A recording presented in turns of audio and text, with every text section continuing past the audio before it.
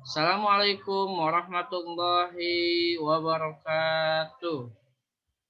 Alhamdulillah pada hari ini kita bisa belajar pembelajaran jarak jauh SDIT Cahaya Kolbu. Pada siang hari ini kita akan memperingati 10 November 1945 yang terjadi 75 tahun yang lalu. Menuliskan informasi berdasarkan gambar pada tabel di buku tematik kelas 4 SD, tema 5, subtema 1.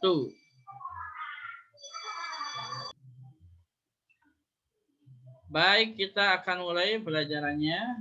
Mengenang Hari Pahlawan 10 November 1945. Tokohnya adalah Bung Tomo.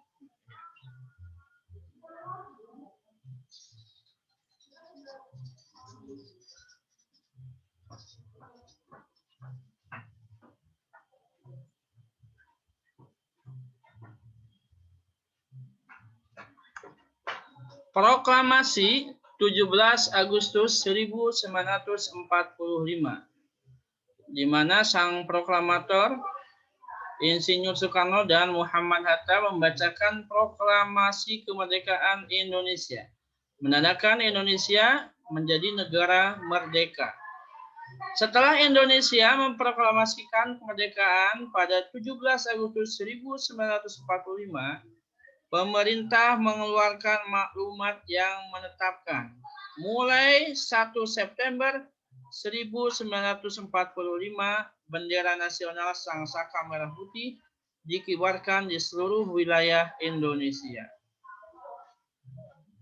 Tetapi tentu saja masyarakat menyambut dengan mengibarkan bendera merah putih. Tentara sekutu mendarat di Surabaya, pertengahan September. Tentara Inggris mendarat di Jakarta dan pada tanggal 25 September 1945 tentara Inggris tergabung dalam EFNI, Allied Force Netherlands East Indies, datang bersama tentara NICA, Netherlands Indies Civil Administration. Tentara Inggris dan Belanda ini bertugas untuk melucuti tentara Jepang. Tugas mereka adalah melucuti tentara Jepang dan memulangkan mereka ke negaranya. Membebaskan tawanan perang yang ditahan oleh Jepang, sekaligus mengembalikan Indonesia kepada pemerintahan Belanda sebagai negara jajahan. Hal ini memicu kemarahan warga Surabaya. Mereka menganggap Belanda telah melecehkan kemerdekaan Indonesia dan melecehkan bendera merah putih. Mereka protes berkerumun di depan Hotel Yamanto, yang di sana ada bendera Belanda berkibar. Lalu bendera Belanda diturunkan, dikibarkanlah bendera Indonesia.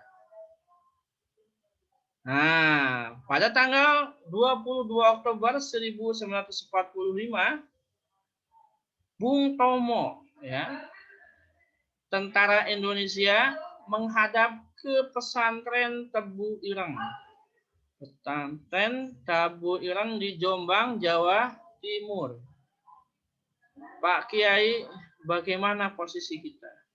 Kita telah memproklamirkan kemerdekaan, tapi penjajah datang lagi. Sekarang lebih banyak datang dengan perlengkapan perang, dibantu oleh tentara Inggris dan tentara Belanda.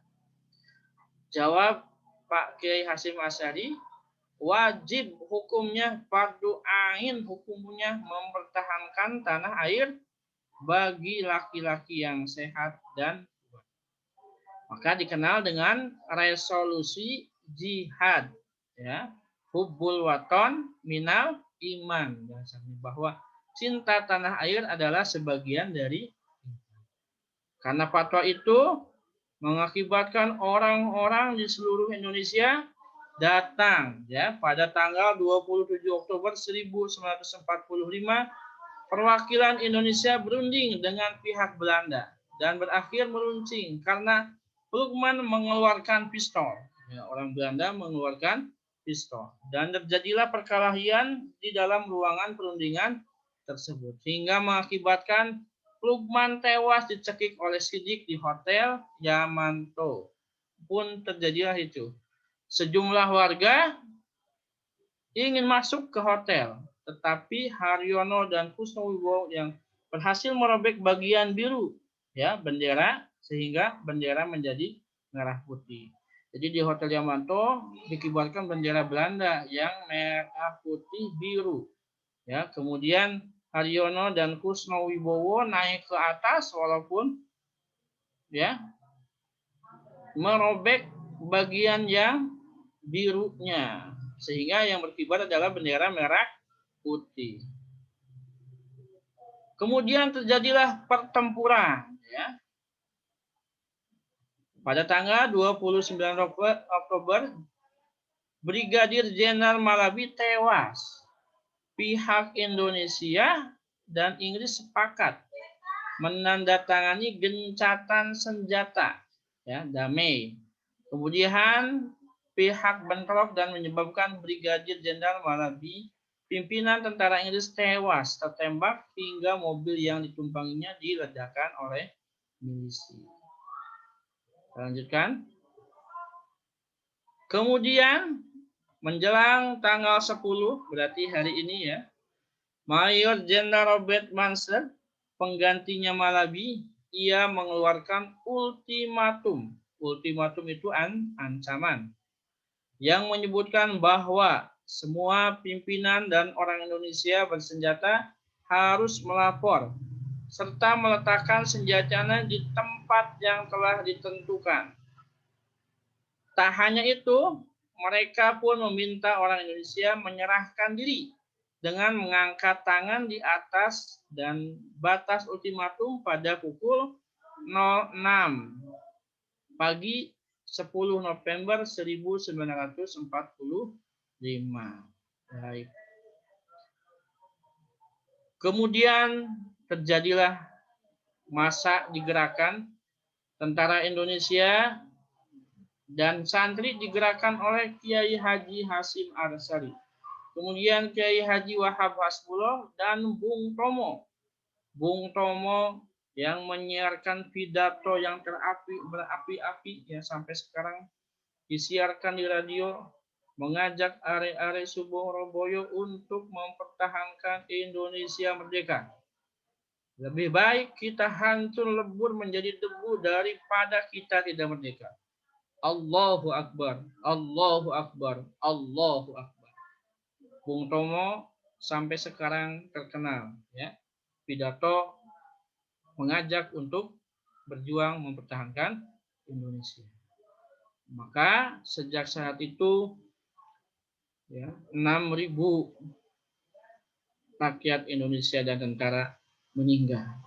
Dari pihak sekutu dan Belanda juga banyak yang meninggal. Maka pada tanggal 10 November 1945, berarti besok tepat 75 tahun, Indonesia memperingati Hari Pahlawan. Baik kita sebagai generasi penerus bangsa wajib mempertahankan kemerdekaan dengan mengisinya kemerdekaan ini dengan sebaik-baiknya. Dengan belajar kita bangun Indonesia menjadi negara yang lebih baik untuk mensejahterakan rakyat Indonesia yang adil dan makmur. Terima kasih. Wassalamualaikum warahmatullahi wabarakatuh.